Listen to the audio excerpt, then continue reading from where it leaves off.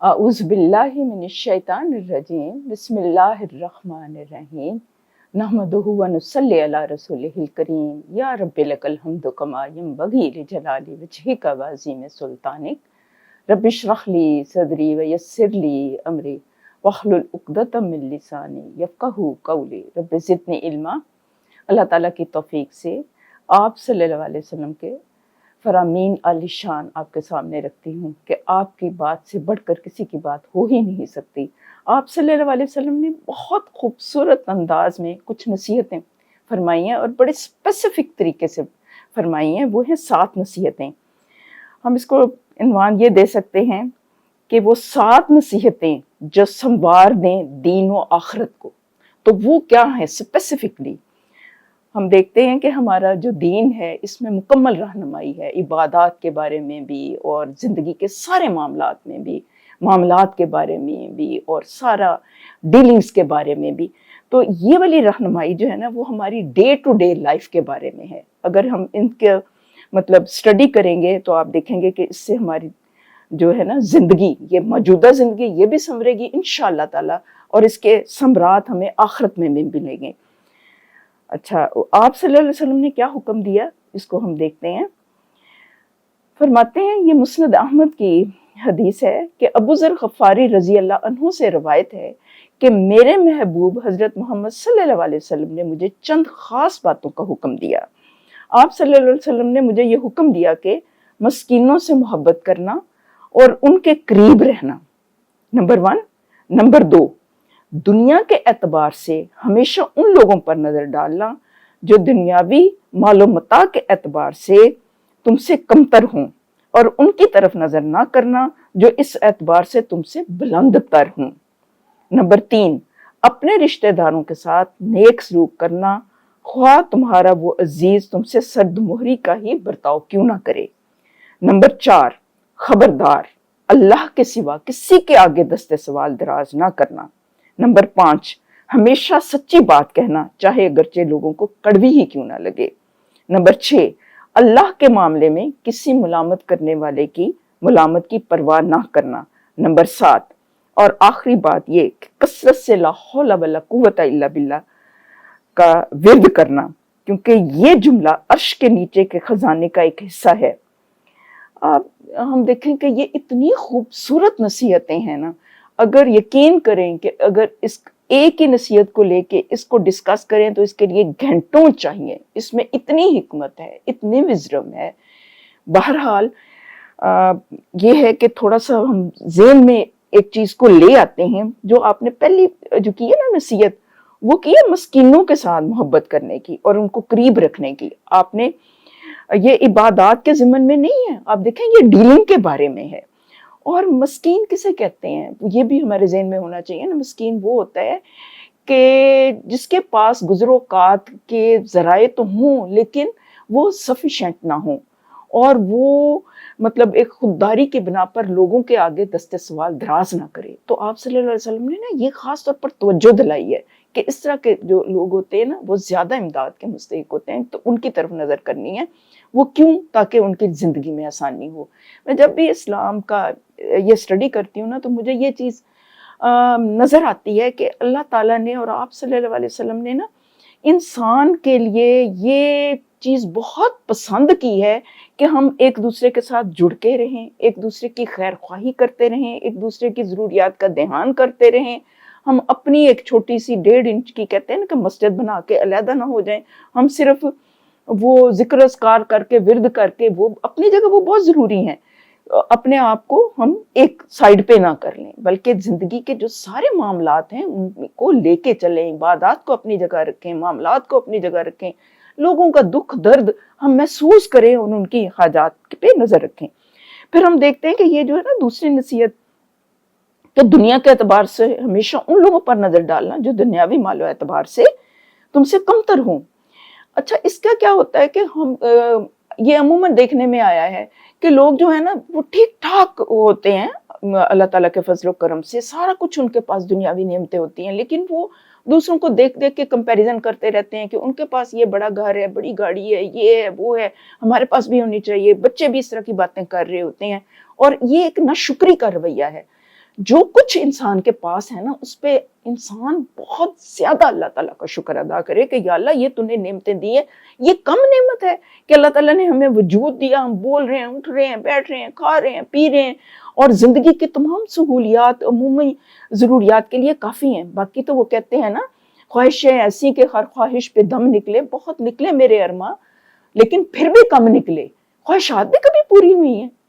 میں نے یہ دیکھا ہے کہ عموماً جو ہمارے پاکستانی لوگ ہیں نا، الحمدللہ ثم الحمدللہ، اگر دیکھا جائے تو گو کہ یہ ملک جو ہے زیادہ امیر نہیں ہے، لیکن پھر بھی میں نے یہ دیکھا ہے کہ لوگوں کے چہروں کے اوپر رونق ہے، اور الحمدللہ ثم الحمدللہ کہ سب لوگ کھانا کھا کے پیٹ بھر کے ہی سوتے ہیں۔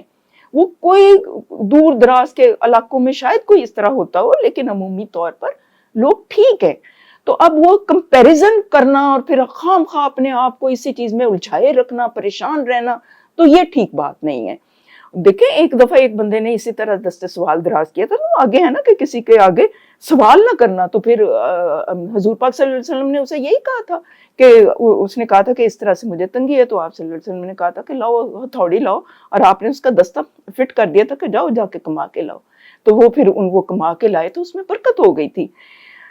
تو لیکن ساتھ ساتھ آپ نے یہ بھی تلقین کی ہے کہ مسکینوں کا دھیان رکھنا ہے، کہ کئی دفعہ کہ یہ ہوتا ہے کہ مطلب آج کل کیونکہ فتنوں کا دور ہے تو اس میں ہیں یہ والی چیزیں بھی بہرحال کہ لوگوں کی ضروریات پوری نہیں ہوتی، تو ان کا ترغیب دی ہے کہ ان کا بھی دھیان کرنا۔ لیکن کچھ لوگوں کی عادت ہوتی ہے کہ سب کچھ ہوتے سوتے بھی نا وہ دوسروں کی ان چیزوں کے اوپر نظر رکھتے ہیں، تو یہ ایک سخت اچھی پسندیدہ بات نہیں ہے۔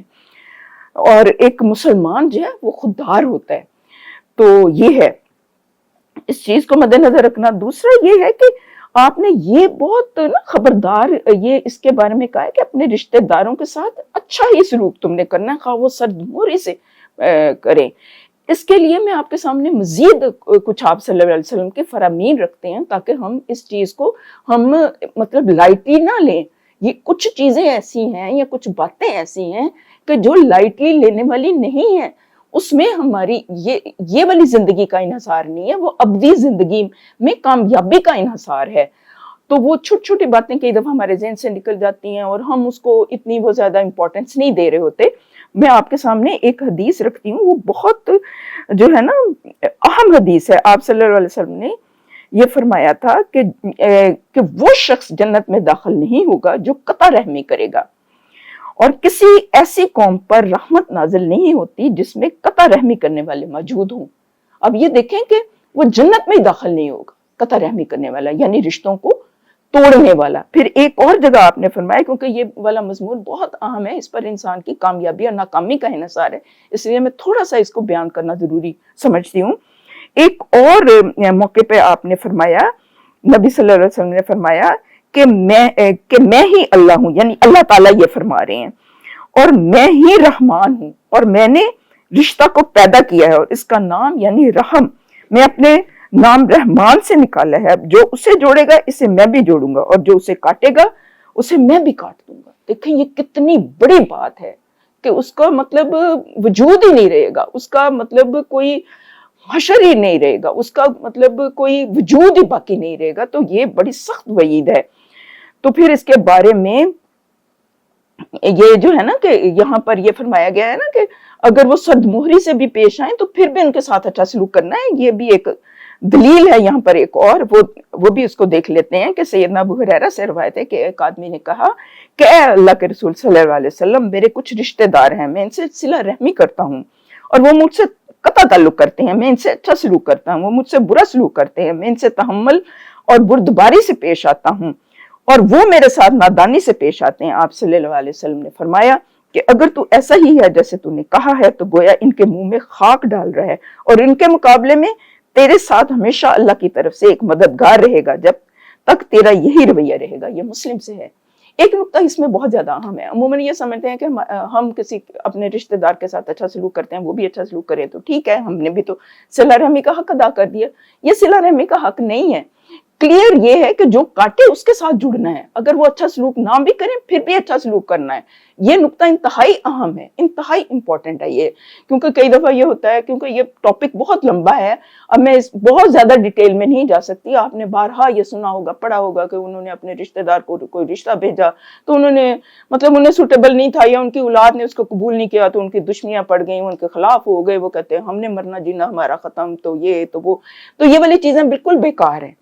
ठीक है, तो इसमें हमने बिल्कुल एहतियात करनी है, कहीं वो खुद नुमाई ना हो जाए। इसी तरह से इसी चीज को ना जिक्र किया था मैंने अपनी एक हल्का है उसमें, तो वो फिर उन्होंने ना जो मेरी थी पास की साहिबा, उन्होंने मुझे बताया कि अल्हम्दुलिल्लाह मेरे एक रिश्तेदार थे, उनसे मैं बहुत देर से नाराज थी, तो मैंने उनसे सुलह कर लिया।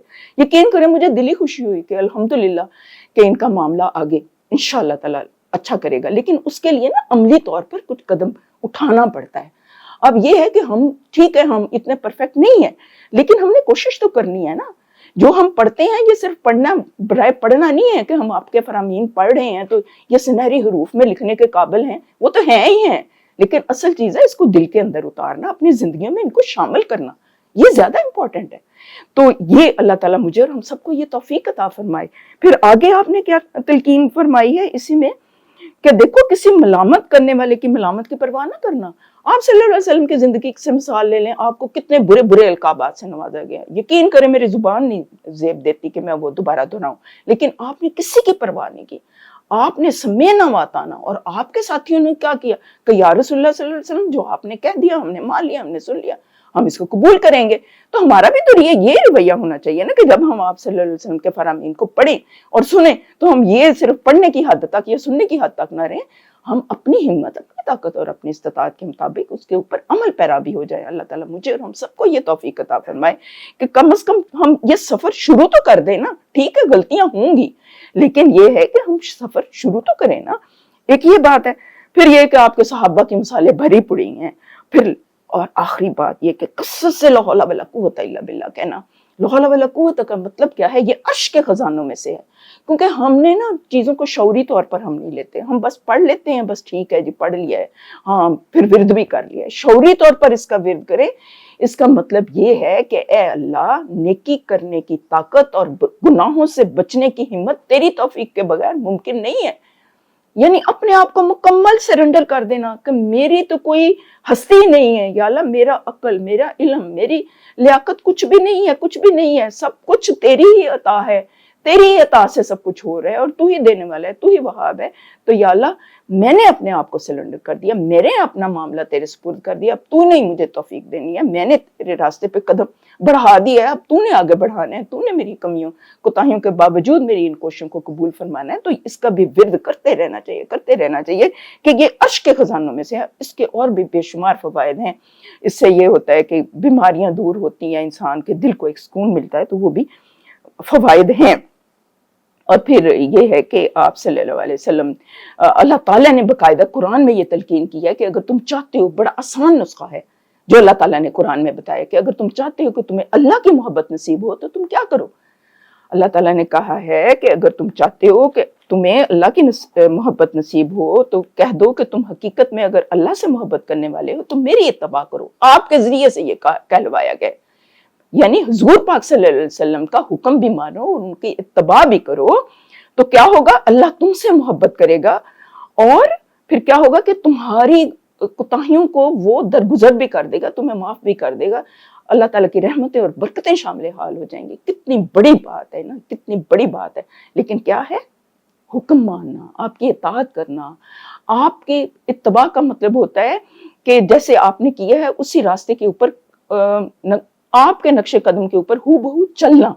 तो ये है। फिर ये भी टॉपिक बहुत लंबा है, बहरहाल इसको आपने खुद भी स्टडी करना है कि इत्तबा कैसे कैसे सहाबा ने की। वो बेशुमार वाकयात हैं, जिस तरह से आपने हुक्म दिया तो उन्होंने अपनी जानें भी निछावर कर दी। फिर वो तो बड़ी बात है ना कि जंग के मैदान में, उससे पहले भी वो आपकी अदाओं तक को कॉपी करते थे कि आपने किस तरह से कहाँ सफर किया, किस तरह से आप गुजरे, कहाँ पे बैठे, क्या आपकी अदाएं थी, तो उनको हूबहू उन्होंने फॉलो किया। तो वो इतना ज्यादा उनको आप सल्लल्लाहु अलैहि वसल्लम के साथ उनसियत थी। अल्लाह ताला हमें भी ये नसीब करे ना। تو پھر یہ ہے کہ کسی کے آگے دستے سوال نہیں دراز کرنا، کیونکہ مومن جو ہوتا ہے وہ خوددار ہوتا ہے اور دینے والا ہاتھ لینے والے ہاتھ سے بہتر ہوتا ہے. تو ہم نے بھی ان چیزوں کو اپنے ذہن میں تازہ رکھنا ہے. پھر یہ بڑی اچھی بات ہے، قول حکمت ہے، مجھے بہت اچھا لگا، میں آپ کے ساتھ شیئر کرتی ہوں. وہ کہتے ہیں کہ خوش نصیب ہیں وہ لوگ، خوش نصیب ہیں وہ لوگ جن کو صرف ایک راستے کا سفر ملا ہے، جن کو صرف ایک راستے کا سفر ملا ہے. ان کو کسی موڑ پر، کسی دوراہے میں کوئی تکلیف نہیں ہوتی. واصف علی واصف صاحب کا یہ قول ہے. ایک راستہ ہوگا نا اور ایک ہی الہ ہوگا تو آسان ہو جائے گا نا. ہر ایک کے در کے اوپر سجدہ تو نہیں کرنا پڑے گا، صرف اللہ کو سجدہ کرنا، صرف اللہ کا حکم ماننا، صرف اللہ کے نبی کا حکم ماننا، تو کتنی زندگی میں آسانی ہو جائے گی. بات یہ ہے نا کہ اگر ہم آسانیاں چاہتے ہیں تو پھر ہمیں تھوڑی سی محنت تو کرنی پڑے گی. تھوڑی نہیں، زیادہ ہی ہے، لیکن وہ پھر انسان کو زیادہ نہیں لگتی، وہ اس کو تھوڑی سے بھی تھوڑی لگتی ہے، کیونکہ اس کے ثمرات بہت زیادہ ہیں، اس کے ثمرات بے حساب ہیں. اللہ تعالیٰ ہمیں یہ شعور دے دے، یہ ایمان دے دے، یہ قوت دے دے، یہ لیاقت دے دے، یہ اہلیت دے دے کہ ہم ان نکات کو سمجھ سکیں اور ان کے اوپر عمل پیرا ہو سکیں. پھر میں وہی دہراؤں گی کہ عمل سے زندگی بنتی ہے، جنت بھی جہنم بھی. یہ خاکی اپنی فطرت میں نہ نوری ہے نہ ناری ہے. سبحانک اللہم و بحمدک، نشہد لا الہ الا انت، نستغفرک و نتوب الیک. السلام. اللہ تعالیٰ آپ سب کا حامی و ناصر ہو. خوش رہیں، آباد رہیں، شاد رہیں، خیریت و عافیت سے رہیں.